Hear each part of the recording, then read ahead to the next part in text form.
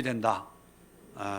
오늘 설교의 제목이 슬픔도 익으면 기쁨이 된다. 그런 제목을 가지고 말씀을 나누고 또 함께 이 시대를 위해서 기도하려고 합니다. 지난주 설교의 내용 혹시 기억하십니까? 그건 주일 예배고, 지난주 금요일에 하나님의 형벌을 하나님의 징계로 바꾸는 방법, 형벌과 징계에 대해서 제가 그 의미를 설명을 드렸습니다. 형벌은 죄로 말미암는 죄에 대한 대가지요. 죄를 지은 사람에게 죄를 묻는 겁니다. 그런데 징계는 한국말로 번역된 그 단어가 징계로 이렇게 번역을 했는데 그 의미가 완전히 우리가 생각하는 말의 의미와는 다르다, 그렇게 말씀을 드렸습니다. 징계라기보다는 훈계, 교훈, 교육, 그런 의미라고 말씀을 드렸습니다. 아무리 우리가 죄를 져서 하나님의 불같은 그런 심판 안에 있더라도 이것이 형벌이 아니라 하나님의 훈계는 뭐예요? 결과가 더 좋아지게 만드는 거예요. 형벌도 매를 맞을 수 있고 징계도 매를 맞을 수 있지만 그 결과는 전혀 딴판이지요. 형벌의 결과는 죽음, 사망, 심판, 지옥이지만 징계, 훈계의 열매는 뭐예요? 잘 되는 거예요. 함께 영광이 되는 거죠. 형벌을 징계로 바꾸는 방법이 뭐라고 내가 했죠?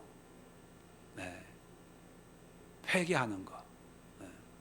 회개하면 어떤 형벌도 훈계가 되어서 깨닫고 하나님께 영광이 되고 우리에게 은혜가 된다 말씀을 드렸습니다. 오늘은 우리가 당하는 어떤 어려움, 어떤 고통, 어떤 아픔도 이것을 숙성시키면 기쁨과 감사가 된다. 그럼 어떻게 하면 숙성을 시킬 수 있을까?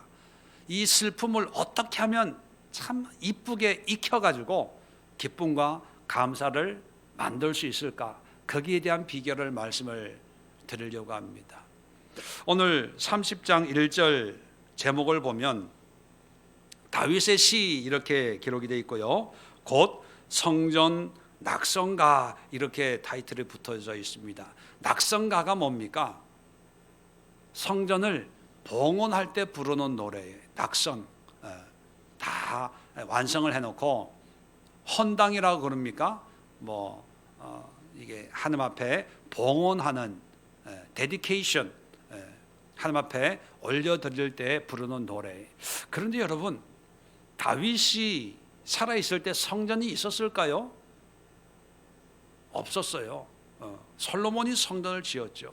그런데 그러면 성전 낙성가라고 하는 이 타이틀은 앞뒤가 맞지 않습니다. 이건 성전 낙성가라고 하는 것은 후대에 성전 낙성을 기념할 때 불렀던 노래였다는 거예요. 원어에 보면, 원어적으로 해석하면 성전이란 말이 아니고 다윗의 집을 봉헌할 때에 부른 노래, 이런 의미예요. 다윗의 집이라는 그 단어를 이제 성전으로 이제 의미를 부여해서 그렇게 번역을 한 거죠. 그러면 다윗의 집을 봉헌한다는 건 뭘까? 다윗의 어떤 개인적인 집을 의미하기도 하고 다윗의 믿음의 가문을 의미하기도 하고 전체적으로 보면 다윗의 모든 어떤 삶을 의미한다, 이렇게 해석을 할 수가 있습니다. 그러면 성전을 봉헌하면서, 봉헌하는 날을 기념하면서 성전에서 이 노래를 불렀다는 거예요. 그러면 이 노래의 의미가 뭘까 하는 거예요. 자, 1절 보면 여호와여 내가 주를 높일 것은, 자, 하늘을 높이는데 나를 끌어내서 내 원수로 하여금 나로 말미암아 기뻐하지 못하게 하심이니이다. 이 노래의 배경을 보면 그렇게 유쾌한 것이 아니고 어려움을 당하고 있을 때 어떤 하나님의 역사를 기록하고 있어요. 2절에도 보면 여호와여 여호와 내 하나님이여 내가 주께 부르짖음에 나를 고치셨나이다. 자, 고쳤다는 걸 보니까 질병 가운데 시험하고 있었던 그런 때가 배경을 이루고 있습니다. 3절에도 보면 여호와여 주께서 내 영혼을 스올에서 끌어내어 나를 살리사 무덤으로 내려가지 아니하게 하셨나이다. 스올이라고 하는 것은 이 유대인들이 가지고 있는 개념 속에 죽은 자들이 가는 곳, 어떤 곳이라고 여기고 있습니다. 그러면 스올에서 끌어냈다고 하는 것은 뭐예요? 죽을 지경에 놓여 있었던 어떤 한 사건을 배경으로 하고 있다는 것입니다. 자, 5절 또 보세요. 그의 노염은 잠깐이요 그의 은총은 평생이로다. 저녁에는 울음이 깃들지라도 아침에는 기쁨이 오리로다. 저녁에 울음이 깃든다는 말을 보니까 지금 편안한 상황이 아니라는 걸 알 수가 있습니다. 또 7절 볼까요? 여호와여 주의 은혜로 나를 산같이 굳게 세우셨더니 주의 얼굴을 가리심에 내가 근심하였나이다. 주의 얼굴을 가렸대요. 이것은 편안한 상태라기보다는 하나님의 은혜가 없고 응답이 없고 감동이 없고 예배를 드려도 마음이 답답하고 컬컬한 어떤 그런 영적인 깊은 침체를 의미하고 있다는 거죠. 그 배경이 그렇게 썩 기분 좋은 편안한 그런 상황이 아니라는 거죠. 9절도 볼까요? 내가 무덤에 내려갈 때에 나의 피가 무슨 유익이 있으리요. 무덤에 내려간다는 것은 결코 좋은 의미가 아니잖아요. 죽을 것 같은 그런 힘듦, 어려움을 의미하고 있다는 것을 알 수가 있습니다. 11절도 볼까요? 주께서 나의 슬픔이 변하여. 자, 슬픔을 바꾸었다는 얘기를 보면 슬퍼했다는 거예요. 괴로운 일이 있었다는 겁니다. 여러분, 성전의 낙성이라고 하는 건 기쁨 잔칫날 아닙니까? 그죠? 잔칫날인데 그 잔칫날 불렀던 노래의 배경이 하나같이 구구절절이 다 힘들고 어려운 걸 배경으로 한다는 거예요. 어떤 분들은 그렇게 생각합니다. 자기가 조금 마음이 불편하면 교회 예배 드리러 가야 되는데 기분이 안 좋아서 마음이 울적해서 교회 가기 싫어, 뭐 이런 분들이 없지 않아 있어요. 내 마음이 이런데 무슨 뭐가 좋아서 교회가. 여러분, 교회는 기분이 좋아서 마음이 가벼워서 오는 게 아니에요. 정말 힘들고 어렵고 살 소망이 없고 괴롭고 희망이라고는 눈꽃만큼도 없고 오히려 죽을 것 같고 지옥으로 금방 꺼져버릴 것 같은 그런 깊은 낙심, 절망, 우울, 그런 상태에 오히려 기쁨으로 감사로 찬양하면서 성전에 와서 예배하고 있다는 거예요. 다윗이 자기의 삶을 아마 노년의 인생을 다 살고 자기의 인생의 엑기스를 한번 정리를 해보니까 자기의 인생이 다 구구절절히 굽이 고개를 넘을 때마다 하나님이 베푸신 은혜가 있었더라는 거예요. 그걸 기억하면서 이 시편 30절을 지었어요. 근데 이 30절을 다윗이 쓸 때는 이게 성전 낙성가가 될 줄은 몰랐겠지요. 아마 왕이 되어서 성막에 가서 찬양을 했든지 수금을 켰든지 했겠는데 후대 사람들이 이 많고 많은 시편들 가운데 유독 30절을 뽑아가지고 잔칫날 성전을 하나님 앞에 봉헌했던 그 기념일 날 이 노래를 불렀어요. 그럼 왜 이 30절이 성전을 하나님 앞에 드리는 특별한 날에 부르는 노래가 되었을까? 그 이유는요, 하나님은 슬픔도 괴로움도 죽음도 무덤 같은 그런 환경도 하나님이 바꾸신다는 거예요. 어떻게 바꾸냐? 오늘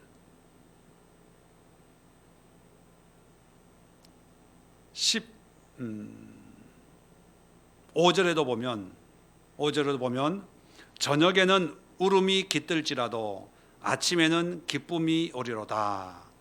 자, 11절에도 주께서 나의 슬픔이 변하여 내게 춤이 되게 하시며 나의 베옷을 벗기고 기쁨으로 띠우셨나이다. 뭡니까? 처음에는 힘들었어요. 괴로웠어요. 그런데 나중에 보니까 하나님이 기쁨으로 감사로 바꾸어 주시더라는 거예요. 그러면 어떻게 해서 그냥 가만히 있으면 바꾸어 주시냐? 아까 설교 제목 말씀드린 것처럼 슬픔을 어떻게 요리하면, 숙성시키면, 익히면 기쁨이 되고 감사가 될까? 자, 그 비결을 지금 말씀을 드립니다. 1절에 보면요, 여러분 공통점을 한번 찾아보세요. 1절에 어떻게 시작합니까? 여호와여 내가 주를 높일 것은, 주를 높인다는 건 뭐 한다는 거예요? 주를 높인다는 것은 뭐 한다는 거죠? 한번 생각해 보세요. 뭐 하는 게 주님을 높이는 걸까? 자, 하여튼 주님을 높인데요, 4절에 오늘 본문에 보면 주의 성도들아 여호와를 찬송하며 그의 거룩함을 기억하며 감사하라, 그렇게 얘기합니다. 뭘 하라는 거예요? 쉽게 얘기하면 찬송하고 감사하라는 거예요. 찬송하고 감사하라는 거예요. 9절 볼까요? 내가 무덤에 내려갈 때에 나의 피가 무슨 유익이 있으리요? 진토가 어떻게 주를 찬송하며 주의 진리를 선포하리까? 자, 무덤에 내려간다는 것은 뭐 한다는 거예요? 죽는다는 거예요. 내가 죽으면 나의 피가 무슨 유익이 있으려? 이 피가 이 육체는 아무 의미가 없다는 거예요. 또 진토가 어떻게 주를 찬송하며 주의 진리를 선포하리까? 내가 죽으면 흙이 되는데 흙이 되면 뭘 못한다는 거예요? 찬송도 못하고 주의 진리도 선포하지 못한다, 그런 고백을 하는 거예요. 그러니까 죽으면 제일 아쉬운 게 뭐다? 자식 얼굴 못 보는 거가 아니라 적금 부어놓은 거, 그거 적금 타가지고 해외 여행 못 가는 게 아쉬운 게 아니라 죽으면 뭘 못해서 아쉽다는 거예요. 하나님을 뭘 못해요? 찬송하지 못해서 그게 아쉽다, 그런 고백을 하는 거예요. 12절 이는 잠잠하지 아니하고 내 영광으로 주를 찬송하게 하심이니. 자, 무슨 얘기인지 모르지만 하나님이 이렇게 인도하시는 것은 뭘 하도록 하기 위함이라고요? 하나님을 찬송하게 하심이라는 거예요. 자, 그러면 다윗은 자기의 삶을 요약하면서 하나님이 나를 목동에서 왕으로 부르시고 또 왕으로 보는 그 과정 가운데 도망가게 하고 환난 당하게 하고 역경을 겪게 하고 그리고 우여곡절 끝에 왕으로 삼으시고 또 왕이 되었지만 또 음란을 저지르게 하고 환난을 당하게 하고 압살롬으로부터 반역을 일으키게 하고, 그런데도 하나님이 나를 다시 왕으로 세우시고 한 모든 이런 하나님의 역사를 되돌아보면 하나님이 나를 죽이지 않고 여기까지 살게 하신 것은 뭐 하기 위해서다? 하나님을 높이고 찬양하고 감사하게 하기 위해서, 이런 결론을 내리는 거예요. 자, 그러면 성전에 올라가면서 성전에 가는 사람들, 마음이 편한 사람들이 몇 명이나 되겠습니까? 다 인생의 문제를 짊어지고 오잖아요. 오늘도 여러분 코로나19로 모이지 마라 600명이 넘었다고 그러는 이 상황에 금요 예배 기도하러 갈까 말까 할 때 마음 편하게 무슨 얘기야? 당연히 교회 가야지 이렇게 생각하고 오신 분만 아멘. 없어요? 아유 가야지, 빈자리로 채워야지 막. 물론 그렇게 올 거예요. 그게 또 삶이고 그게 우리의 현실 아닙니까? 다 그런데 그럼에도 불구하고 왔더니만 슬픔이 변하여 기쁨이 되고 한숨이 변하여 감사가 되고 그런 하나님의 은혜를 누리게 되더라는 거예요. 어떻게 해서? 하나님을 찬양하니까, 하나님께 감사하니까. 그래서 여러분 어떤 삶의 문제 속에 있더라도 그 문제를 그냥 여러분 한번 생각해 보세요. 내가 슬퍼요. 근데 슬픈데 내가 믿음의 사람이니까 슬퍼하면 안 되지. 안 슬퍼. 난 기뻐. 그런다고 슬픔이 사라집니까? 안 사라져요.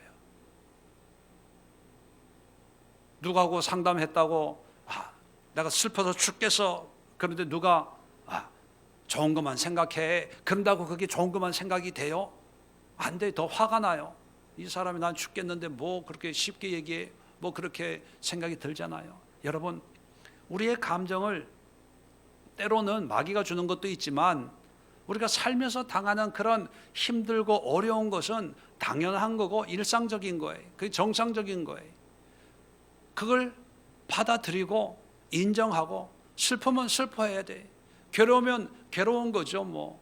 근데 문제는 뭐냐면 그 슬픔을 부인하고 있는데도 없는 것처럼 여기고 그러려고 하니까 힘든 거예요.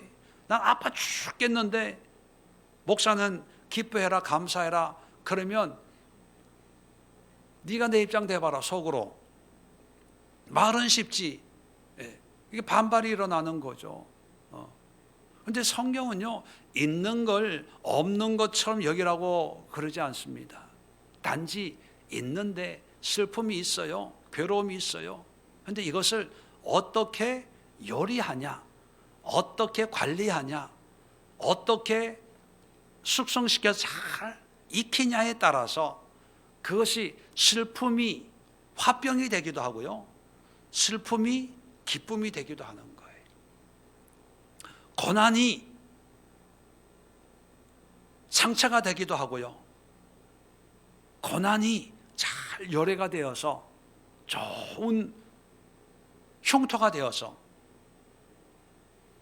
이 흉터를 통해서 과거에 그런 어려웠던 것을 깨닫게 하는 좋은 교훈이 되기도 한다는 거예요. 이렇게 여러분 슬플 때는 슬퍼하세요. 괴로울 때는 괴로워하세요. 어려울 때는 어렵다고 이야기하세요.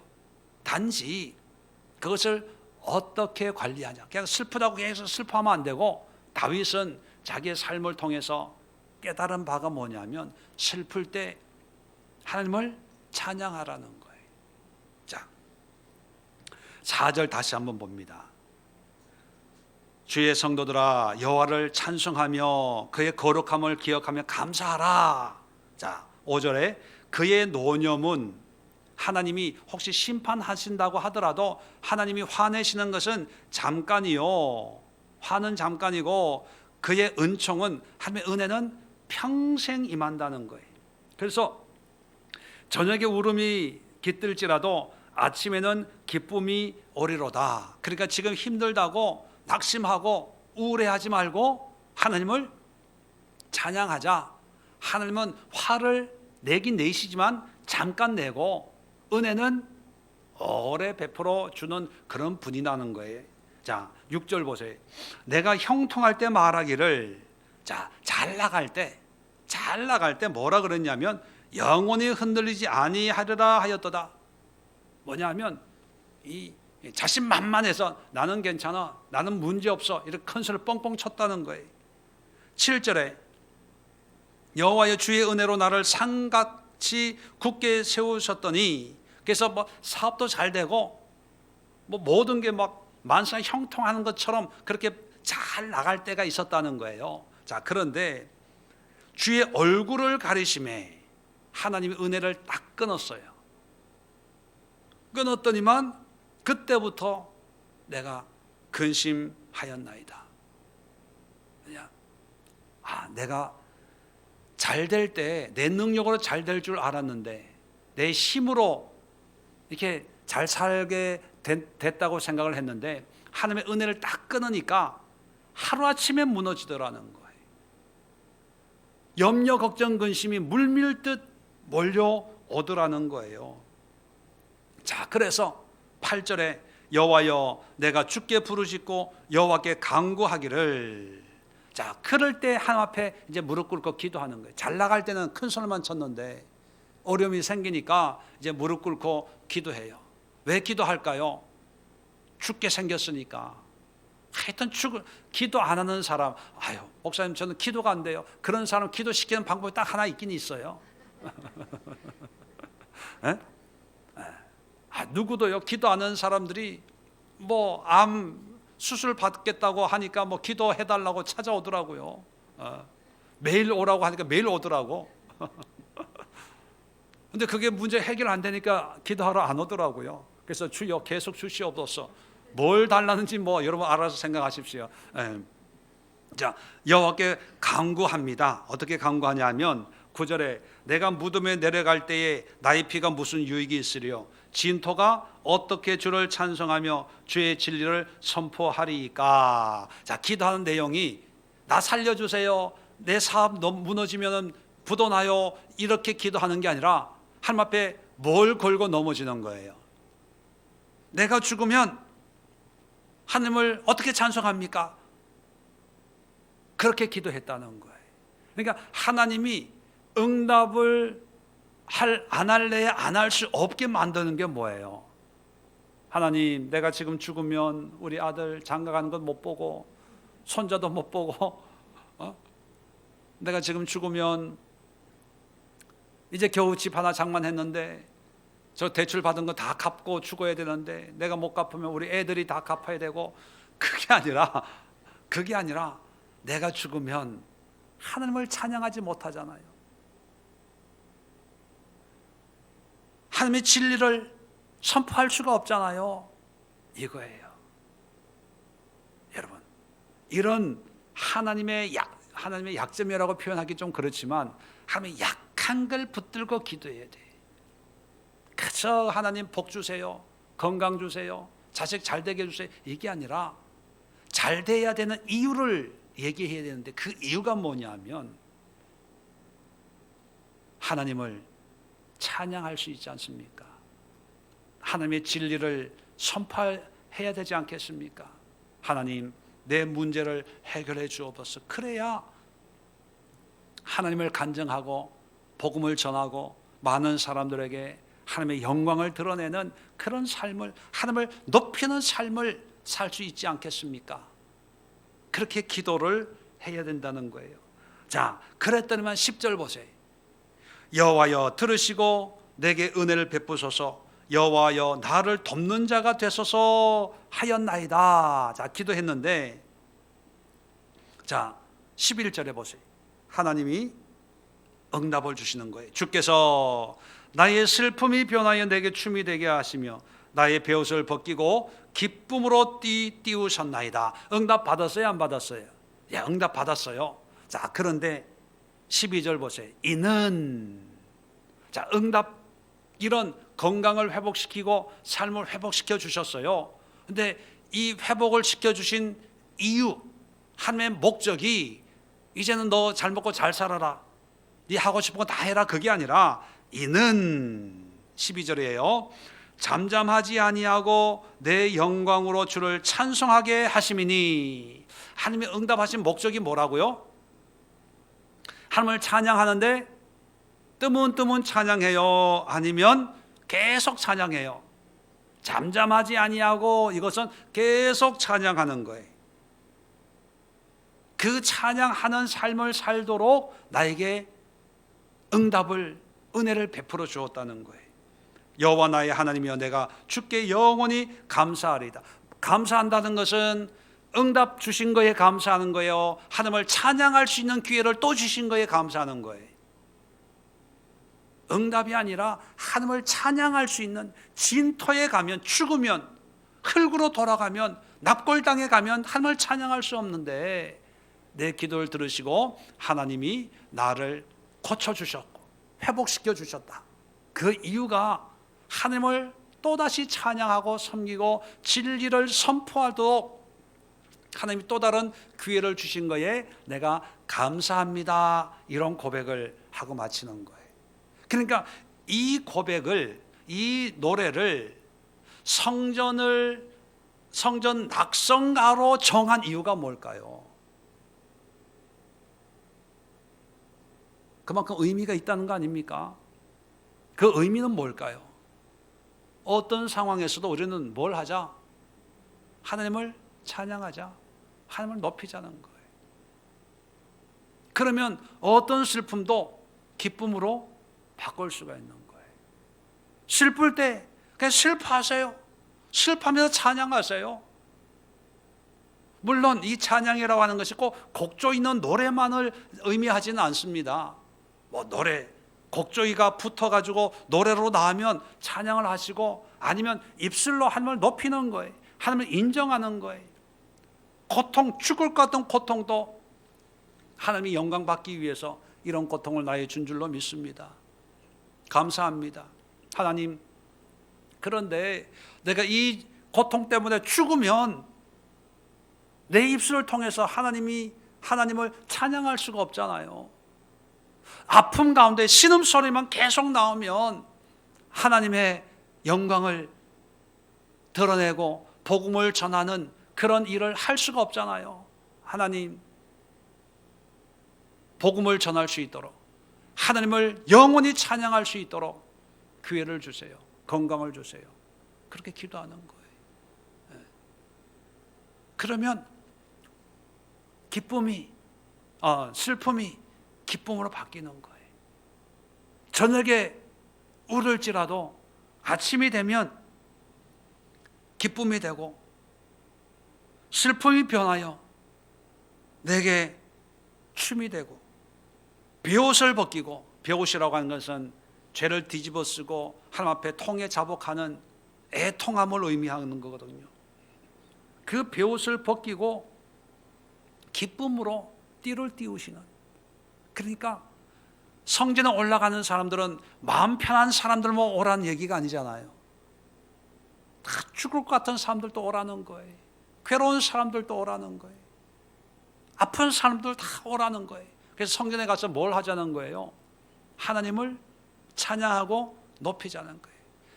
뭐 세상을 지혜롭게 사는 7가지 방법 이런 게 아니라, 축복받는 기도 응답받는 7가지 방법 이런 게 아니라, 사업 성공하는 물질 축복받는 이런 몇 가지 이런 게 아니라, 그냥 하나님을 찬양하고 하나님을 높이고, 하나님밖에 없습니다, 하나님이 나의 산성이고 요새고 나의 머리 드실 자입니다 하면서 하나님을 찬양하는 거예요. 하나님을 높이는 거예요.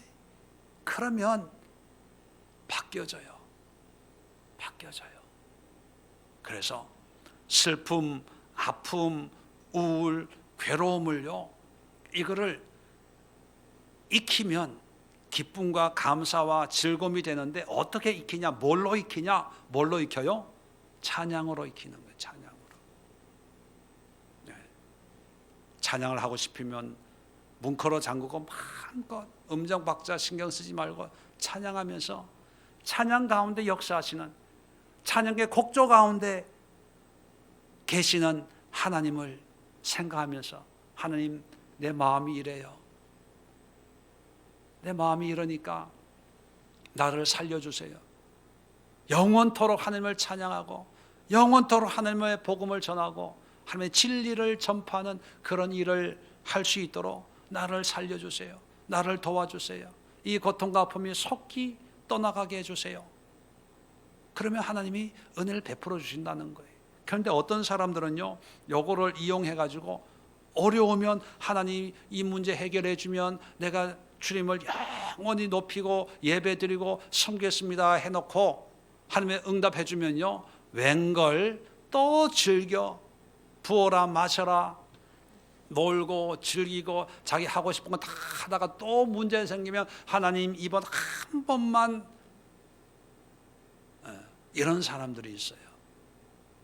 그런데 다윗이 자기의 삶을 되돌아보면서 깨달은 바와 그리고 후손들이 그래, 성전을 낙성하는데 특별한 의미가 있는 날 우리가 이 시편 30장을 낙성가로 정해놓고 이 노래를 부르면서 하나님 앞에 우리의 신앙을 드리고 성전을 드리자. 그것은 뭐냐면 우리의 삶의 의미와 목표와 목적이 하나님을 높이는 거라는 것을 온 믿음의 사람들에게 알리고자 했던 것입니다. 그렇다면 코로나19로 신음하고 있는 이 시대에 우리가 무엇을 위해서 코로나가 정복되어야 됩니까? 무엇을 위해서 백신이 나와야 됩니까? 치료제가 나와야 됩니까? 경제가 회복이 돼야 됩니까? 무엇을 위해서 우리의 가정이, 우리의 회사가, 우리의 일터가 회복이 돼야 됩니까? 네, 모든 것이 하나님을 높이고 하나님을 찬양하고 함께 감사하는 것가 되어야 돼. 더 큰 회사, 더 많은 물질, 이것이 목적이 되면 안 돼요. 아까 성경 본문에도 있잖아요. 내가 형통할 때에 컨설을 뻥뻥 쳤잖아요. 근데 하나님의 은혜를 딱 끊어버리니까 그 다음부터 죽겠다고 아우성 쳐요. 그럴 때 기도를 어떻게 합니까? 내가 진토에 가면 어찌 하나님을 찬양하고 주의 복음을 전파하리이까. 그렇게 기도했더니만 하나님이 회복시켜 주셨다. 그 이유가 12절에 이는 잠잠하지 아니하고 하나님을 찬양하도록 하나님이 나를 회복시켜 주셨다. 이걸 깨달은 거예요. 여러분, 우리는 넘어져서 깨닫지 말고 넘어지기 전에 미리 깨닫고 미리 하나님을 찬양합시다. 이 시간 기도할 때 우리는 한 가지 기도 제목 가지고 기도합시다. 하나님, 이 시대가 하나님을 찬양하는 시대가 되게 하옵소서. 하나님을 높이는 시대가 되게 하옵소서. 교회마다 하나님을 높이고 믿는 자마다 하나님을 시인하고 인정하고 진리를 전파하는 그런 시대와 교인들 되게 하여 주옵소서. 그렇게 기도하시고 여러분 자신을 위해서도 많은 기도의 제목이 있을 거예요. 그 기도의 제목이 응답이 필요한 이유가 좀 더 나은 삶이 아니라 하나님을 더 열심히 섬기고 더 높이고 더 뜨겁고 은혜롭게 주님을 찬양하는 그런 삶을 위해서 하나님 이 문제를 해결해 주세요. 이렇게 인도해 주세요. 여러분 가족을 위해서, 남편을 위해서, 자녀를 위해서, 그리고 여러분의 친지 권속들을 위해서 기도할 때도 좀 더 건강한 삶으로 살기 위해서 해결해 달라고 그런 식으로 기도하지 마시고 이들을 통해서 하나님을 찬양할 수 있도록 이들을 축복하시고 인도해 달라고. 오늘 기도의 모든 제목, 목표가, 목적이 하나님을 높이는 그런 일을 위해서 우리가 응답을 구하는 그런 기도를 주님 앞에 드리는 시간을 갖도록 하겠습니다. 자리 정돈하시고 우리 함께 주여